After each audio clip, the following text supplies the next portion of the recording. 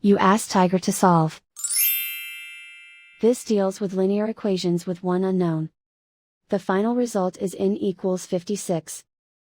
Let's solve it step by step. Simplify the expression.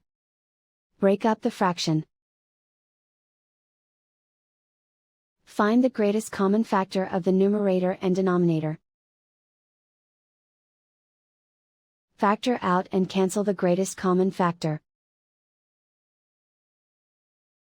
Group all constants on the right side of the equation. Subtract 1 from both sides.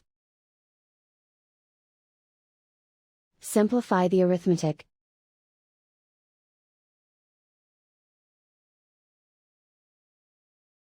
Isolate the n.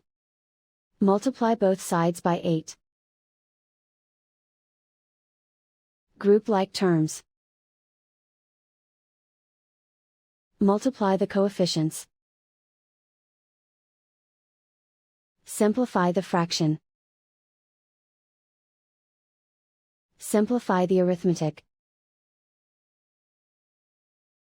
And so the final result is n equals 56.